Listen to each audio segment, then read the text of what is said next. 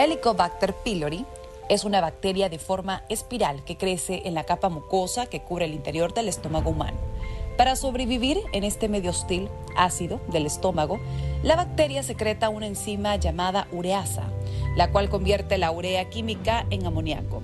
La producción de amoníaco alrededor de H. pylori neutraliza la acidez del estómago para hacerlo más acogedor para la bacteria.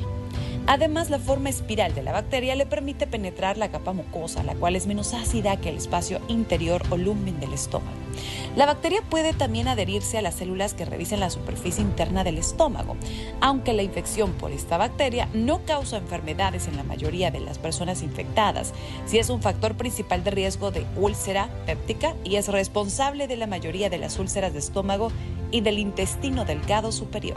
La Oficina Internacional de Investigación de Cáncer clasificó a esta bacteria pylori como carcinógena o causante de cáncer en los humanos, a pesar de resultados contradictorios en aquel tiempo.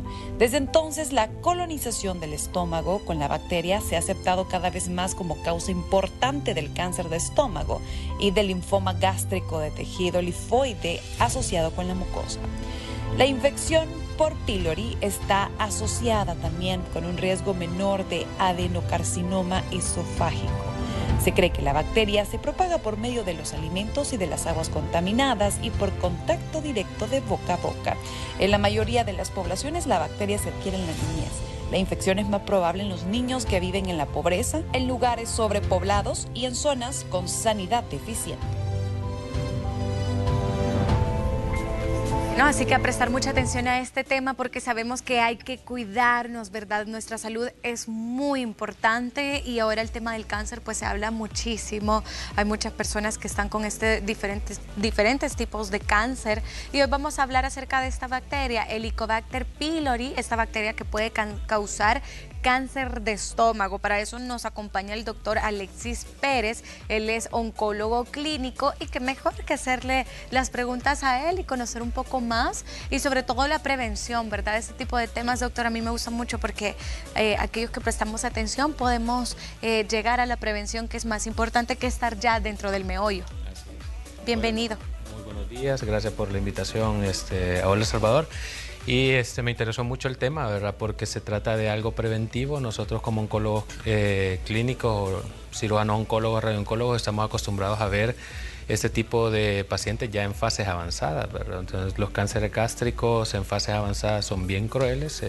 Los pacientes tienden a no tolerar alimentos, a tener mucho dolor abdominal, una pérdida de peso que no se puede controlar y al final pues eso lo lleva al fallecimiento del paciente, pero sí el tema es bastante importante porque podemos hacer hincapié en la prevención, que es mucho mejor y es menos costoso también que llegar a estas fases avanzadas de la enfermedad. ¿Podemos detallar qué es esta bacteria del Helicobacter pylori? Porque yo sí ya la había escuchado, doctor, sí, y quizás muchas personas también, pero desconocíamos que esta puede llegar a causar un cáncer, o sea, es una bacteria muy delicada. Sí, no, la verdad que el Helicobacter pylori en primer lugar es una bacteria dentro de la clasificación gram negativas.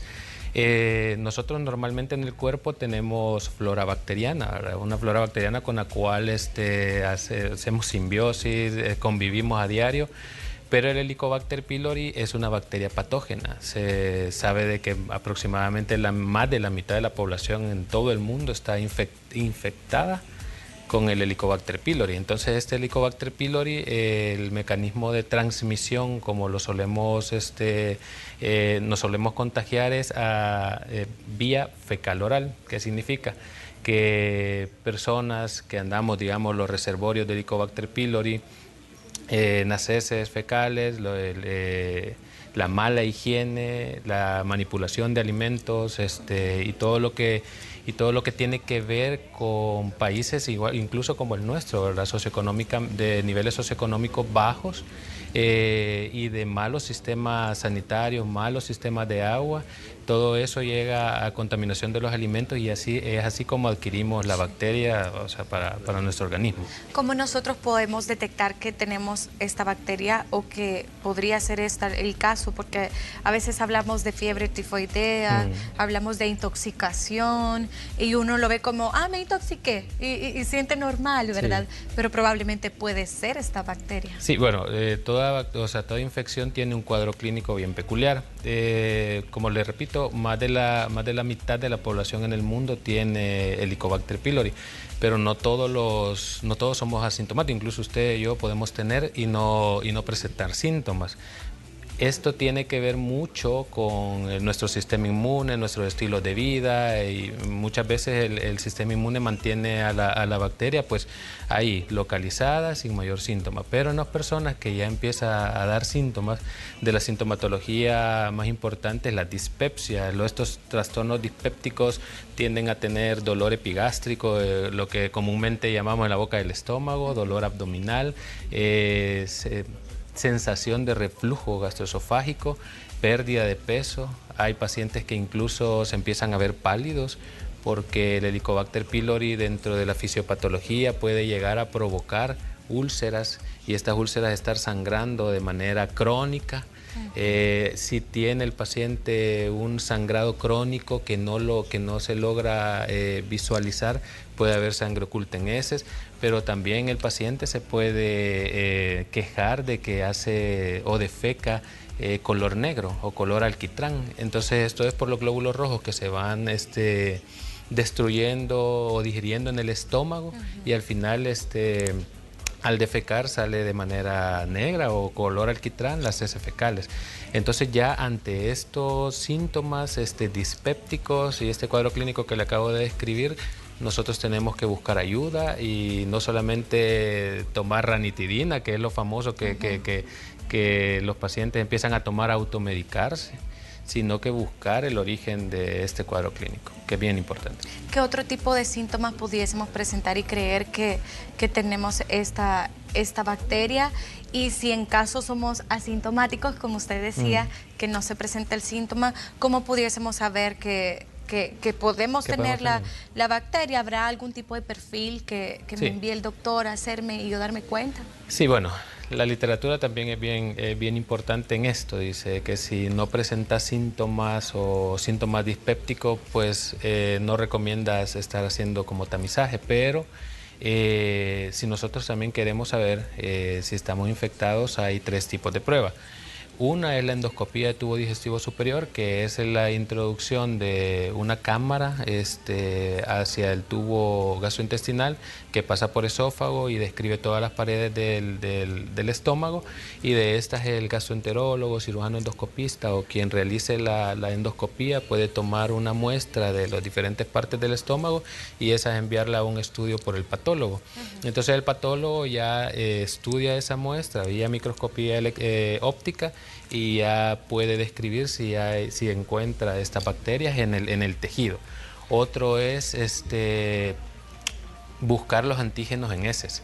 Entonces se manda una muestra de heces al laboratorio y se solicita antígenos para el Helicobacter pylori. Estas son como las 2 más importantes de prueba, porque hay un método que se llama prueba de aliento en ureasa, que es muy bueno también. Y es ureasa, ¿por qué? Porque la bacteria es productora de ureasa. La bacteria normalmente llega al estómago y se protege del ácido gástrico con una enzima que se llama ureasa y convierte el amonio en amoníaco ahí en el estómago y vuelve. Normalmente que hay ácido en el estómago, ella se protege como con una nube alcalina. Sí. Y es así como se protege de la acidez del estómago, porque realmente el estómago lo primero que hace cuando la bacteria llega es empezar a secretar más ácido para tratar de matarla, pero bien inteligente, tiene su mecanismo de resistencia. Wow, es que el cuerpo es todo un estudio tan amplio, ¿verdad? Por eso las diferentes ramas en la medicina. Doctor, también podríamos hablar de cómo es que ya entonces empieza a presentar un cáncer. ¿Necesariamente la persona que adquiere esta bacteria va a desarrollar un cáncer o no? No. Bueno, vamos a describir unas cantidades aproximadas. Estamos hablando de que aproximadamente más de la mitad de la población mundial de los 7.000 millones de habitantes que habemos, presentan la infección por Helicobacter pylori. Pero solamente un 1 a un 2% de toda esta población infectada va a tener cáncer relacionado, cáncer gástrico, relacionado a la infección por el Helicobacter pylori.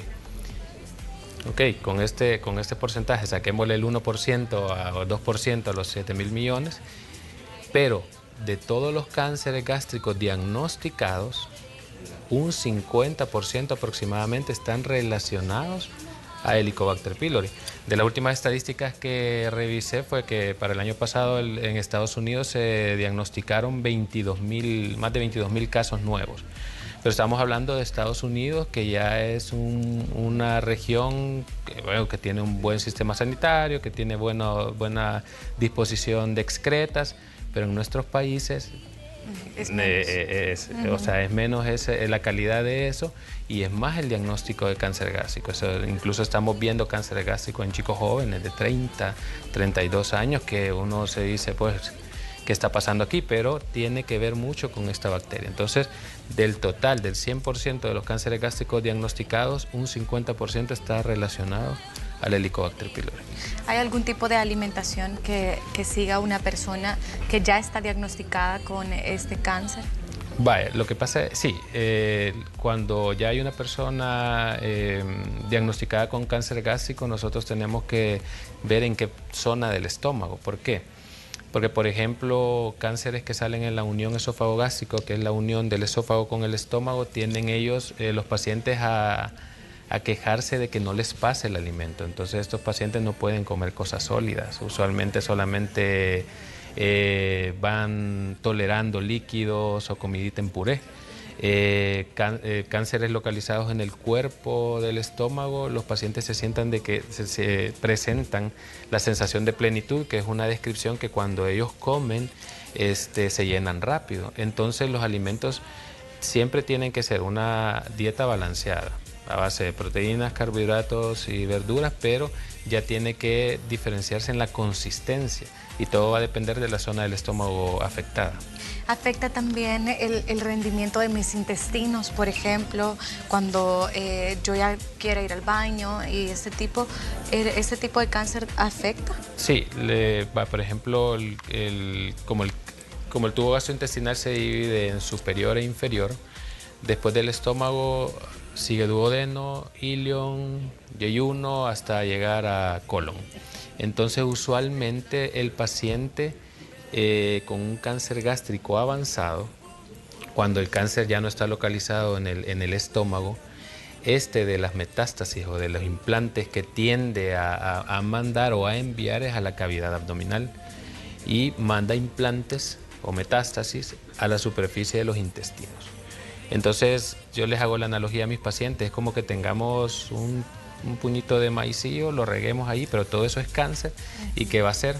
Todo eso va a unir los intestinos. Entonces el paciente se queja de obstrucción intestinal. Llega con un cuadro clínico que a veces te dice, doctor, no puedo ir al baño, ya llevo 3 días, 4 días, me duele. Entonces, y de repente se desobstruyen, entonces están con ese cuadro clínico y obviamente que si el abdomen está afectado, el paciente deja de ingerir alimentos por el temor a estar yendo mucho al baño y ahí donde viene la desnutrición también. Sí, definitivamente. Es bien delicado cualquier tema que conlleve hablar acerca de cáncer, ¿verdad? Sí. Pero qué bueno que si hablábamos de esta bacteria del Helicobacter pylori, así como el doctor nos estaba mencionando, tenemos que tener mucho cuidado en nuestra alimentación, en la higiene. Bueno, siempre desde pequeños se nos ha inculcado el lavado de manos, que creo que puede ser muy importante al respecto. Ahora, alcohol gel, que se utiliza mucho en nuestro país, muchas veces el agua es una gran falta, un gran faltante, ¿verdad? Sí. A nivel nacional, lastimosamente, pero tenemos este otro tipo de herramientas que probablemente pueden ayudar. Doctor, ya para ir finalizando, ¿cuáles serían esas recomendaciones para todas las personas que puedan prevenir el tener esta bacteria y peor aún, llegar a desarrollar un cáncer a causa del Helicobacter pylori? Bueno, yo creo que la infección por Helicobacter pylori estamos propensos todos, definitivamente, pero es una gran responsabilidad de nosotros saber en qué ambiente vamos a estar ingiriendo nuestros alimentos o la manipulación de nuestros alimentos. Sí, entendemos y vemos muchas, por ejemplo, ventas de comida, etcétera, pero que también dentro de esas ventas debe de haber un buen aseo, pues, para... Entonces, el salvadoreño, nosotros como salvadoreños común, ¿qué hacemos en las paradas de buses? Compramos unas pupusas o compramos... Entonces, tenemos que ser un poco más responsables. ¿Y a esto no ayuda a una desparasitación, por ejemplo? Lo que pasa es que los parásitos son diferentes, ya de una diferente familia. Entonces, lo que nosotros tenemos que saber es de dónde estamos ingiriendo los alimentos. Que los alimentos vayan adecuadamente cocidos, el manipulador de alimentos tiene que estar pues sano. O sea, es lo mínimo que se debe pedir para que pueda manipular alimentos, porque es algo que nos estamos llevando a nuestro organismo, y las medidas de higiene a diario, el lavado de manos.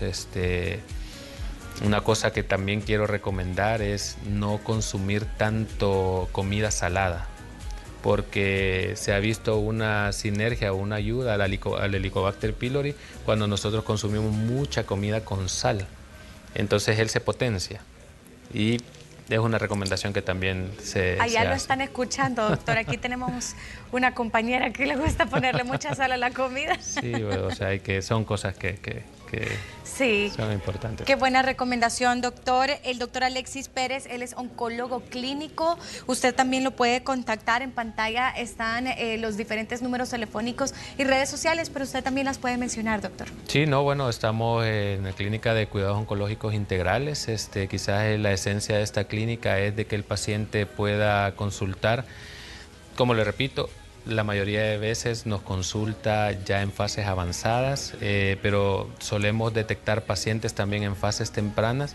El cáncer en fases tempranas es mucho más fácil de tratar y menos costoso también. Entonces, en OncoCare nosotros hacemos una evaluación integral y si necesita cirugía oncológica, tenemos especialistas. Si necesita quimioterapia, estamos los especialistas. Si necesita pasar con nutriólogo, también tenemos, y es una clínica integral donde se busca de manera integral, valga la redundancia, evaluar al paciente para que se lleve su mejor tratamiento. Perfecto, muchas gracias, doctor. Bueno, no, gracias a ustedes. Feliz día. Bueno, y nosotros así vamos a continuar con más.